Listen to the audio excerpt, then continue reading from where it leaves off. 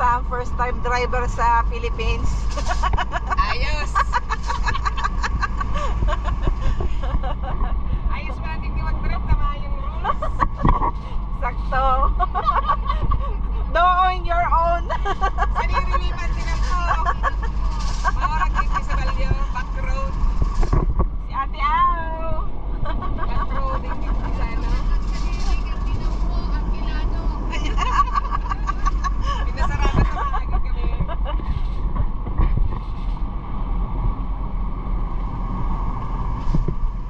Ngayon sana mag-drive. Ngayon, hindi magaling ano ng kanyagan. Ayun. Tapos sa fresh air. Grabe ang yun. Ayun.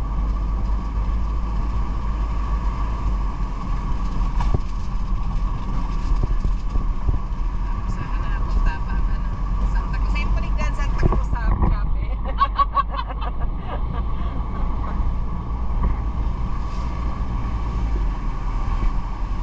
Pipino ka, puro rang-urang naman sa Pipino. Oh, mga birds. Another vlog. So, nandito kami sa Naga City.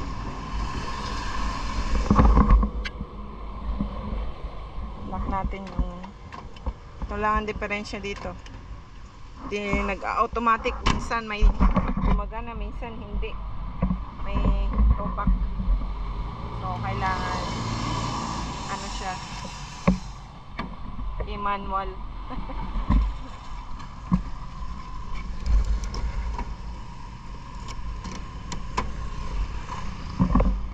Ikutan.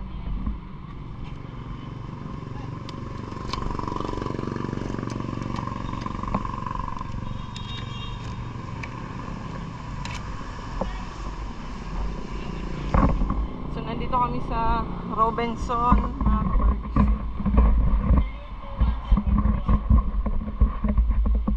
So, pangalawa ko lang punta dito na nagda-drive. So, pag-usapan natin yung driving system dito sa ano, sa Pilipinas, or sabihin na lang natin na sa probinsya namin, kasi syempre iba rin naman sa ano, sa Manila ang pagdadrive. So I think dito sa amin medyo easy pa ng konti kumpara sa Manila ka magdadrive, kasi ano na dun eh sobra-sobra traffic doon. Yung patient mo talaga masusubukan. So dito sa amin medyo okay pa. Lalo na sa probinsya na doon sa aming town namin, matraffic na rin, pero hindi siguro katulad sa Manila. At dito rin sa Naga, hindi rin masyado. Kaya nakakaya pa. Dati sabi ko ayoko mag-drive sa Pilipinas kasi nga yung way of driving dito. Pero dahil nga sa nagustuhan kong mag-drive, kaya inano ko na lang, sabi ko kaya ko din siguro yan mag-drive. So yun, kaya inano ko na bumili ng sasakyan na second hand. 1996 yung sasakyan. At iba rin ang proseso dito sa Pilipinas kaysa sa Canada. Kaya ayun, medyo iba rin. So pagkakain muna kami dito, kain muna ng lunch. Punta kami ng yung kinainan namin ng tropa, mga tropa ko dito yung nasa kolehiyo. Kakain kami doon ni mama kasi may pagkain dito na hindi namin nakain. Diyan sa si Kuya J restaurant. Kumain kami dyan ng yan, maganda ang design ng mall na to. Ganda yung vibes niya. Ayan. Yan si Kuya Jay. Dapat maghahalo-halo kami that time. Kaso walang halo-halo. Hopefully mayroon.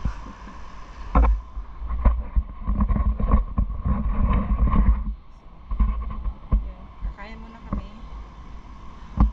And then, usapan natin yung driving dito. Hello. Bigat. Dalawa na. Dua. Ah, sige.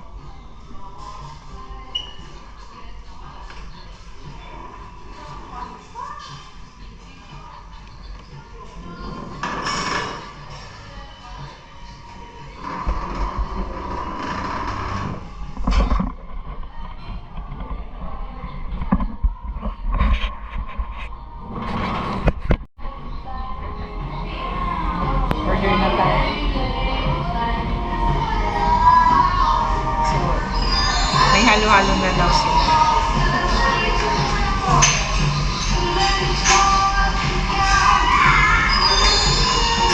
Yung scallop, yung grilled scallop, ang sarap.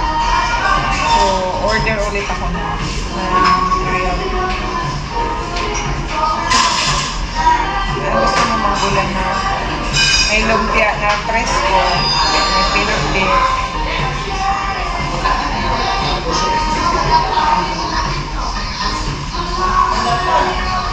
Beef caldereta.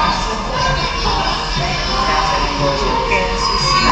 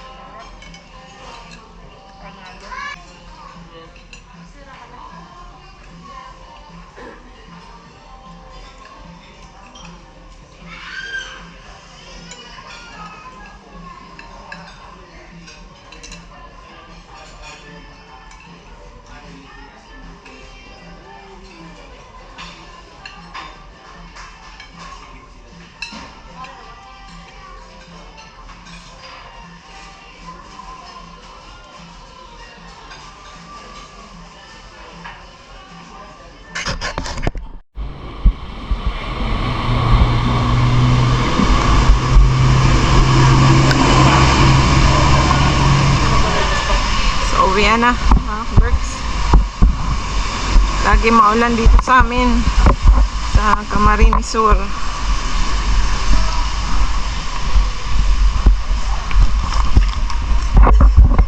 So, yung sasakyan namin minsan nagana ang lock, minsan hindi.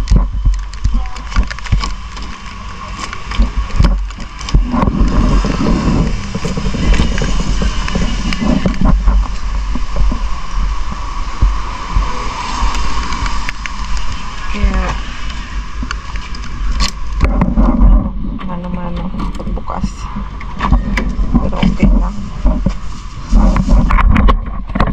Kaya talaga pag walang pambili ng brand new, magtiis sa luma. Ay,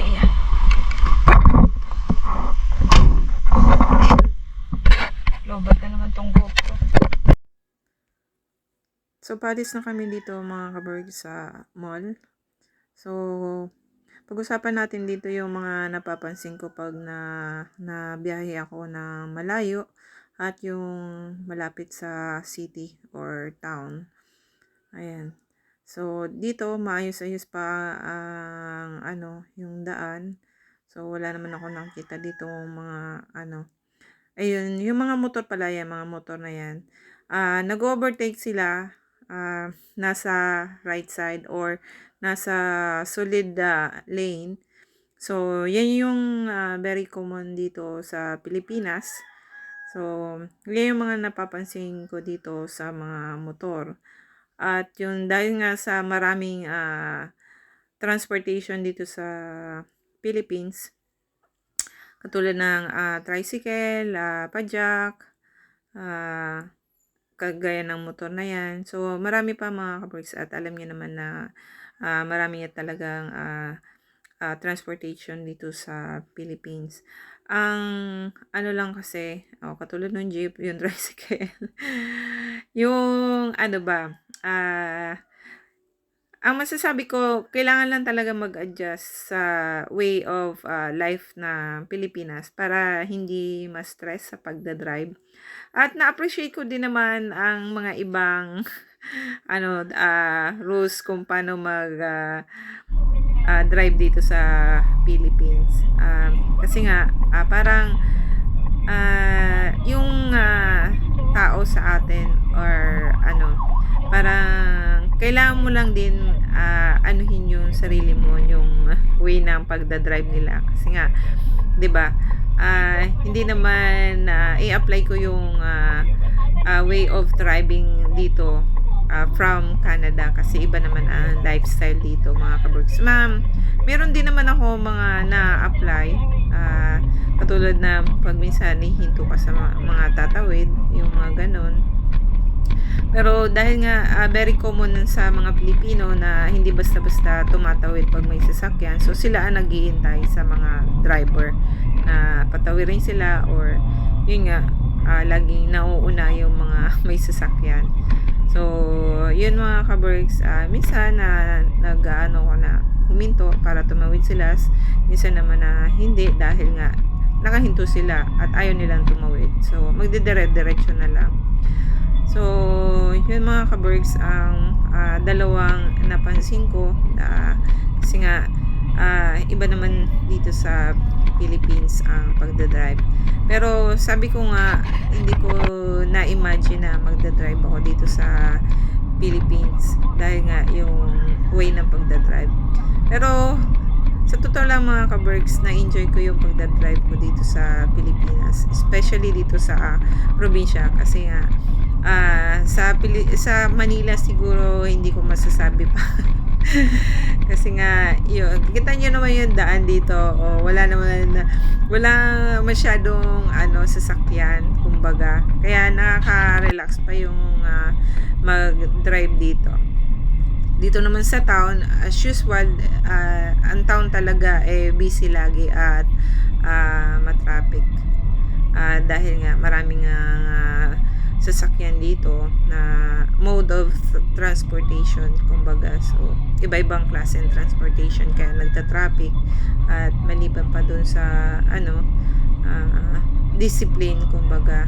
Pero kung tutusin mga kabricks, bihira dito sa Philippines ang may accident. Sa highway lang nagkakaroon ng accident dahil nga sa way ng pagdadrive. One time na experience ko dito na sigsag yung daan at sumalubong talaga sa blind spot.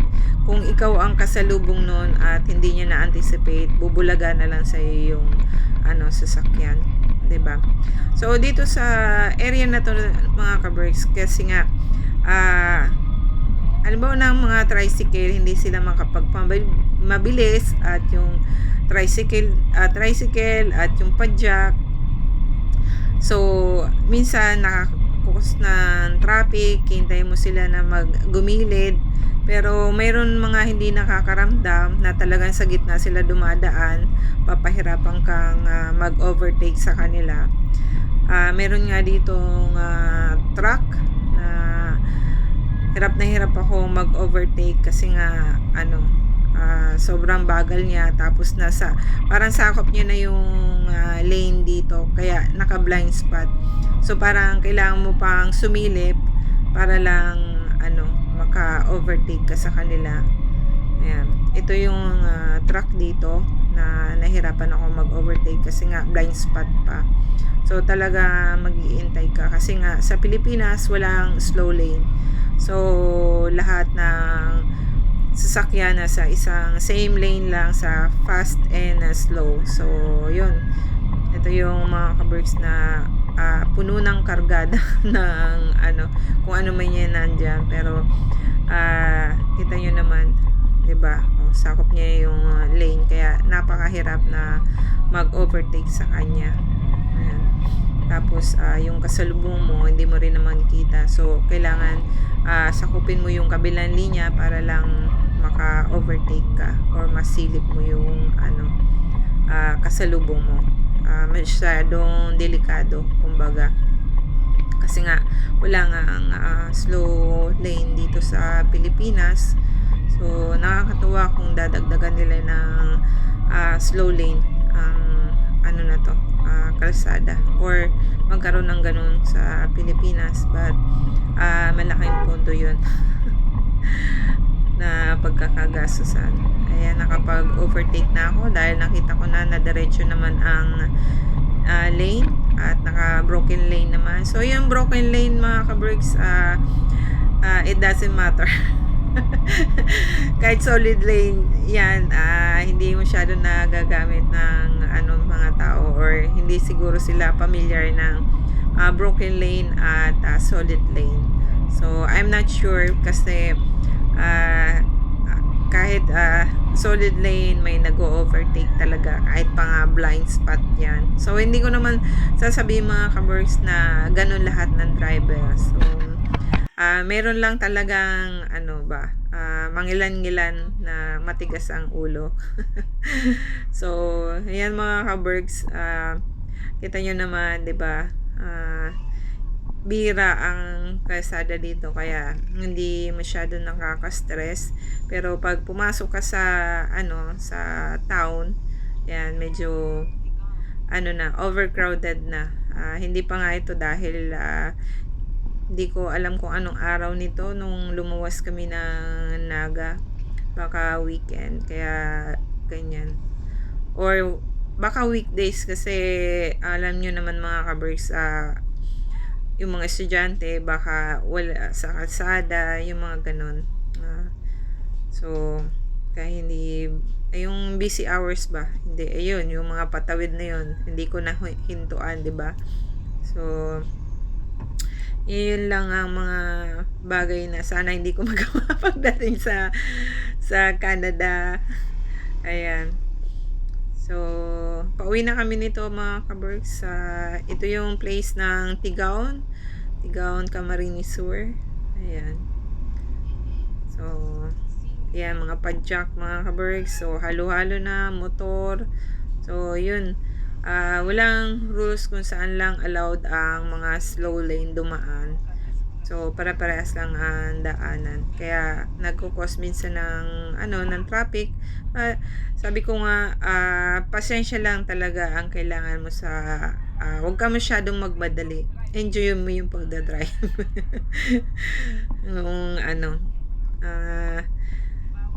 Parang, basta relax lang sa pagdadrive, kumbaga mga kaberks. Kaya siguro, pag ganito mga kaberks, mas nai-enjoy ko yung mag-drive ng ganito kaysa yung maraming naka-slow na sasakyan. Maraming ano bang tawag dito? Maraming mababagal na nagda-drive sa highway. Pero pag nasa town ka at alam mo naman na nasa town ka, kailangan mo talagang mag-slow ng pagdadrive dahil syempre maraming mga tao, so hindi mo kailangan magmabilis ng pagdadrive kumpara sa highway na sana lang yung mga nasa hindi mabilis tumakbo ay gumilid-gilid ng konti para hindi mag-cause ng traffic. So, yan lang mga kaberks ang napansin ko ng pagdadrive dito sa sa Philippines. But overall, na-enjoy ko ang pagdadrive dito sa Pilipinas kasi kumbaga less rules. Katulad ng pagpapark pa lang mga kaberks. Katulad nga ng mga nakasanayan natin, kung saan mo gustong bumaba, bababa ka, 'di ba? So, yun, kung saan mo gustong magpark, pwede kang magpark. But siguro eventually rin yun, mababago din yun yung traffic rules dito sa Pilipinas. So, let's see. Pero yan ba? Pero overall mga kaberks, nakaka-enjoy din naman mag-drive dito sa Pilipinas. Ewan ko na lang sa Manila kasi mas matraffic. So, dito sa aming probinsya, nag-enjoy naman ako sa pagdadrive. Masasabi kong nakaka-enjoy mag-drive. Ayan mga kaberks, sa susunod ulit sa ating pagkikita. At as always, do what makes you happy. When I'm in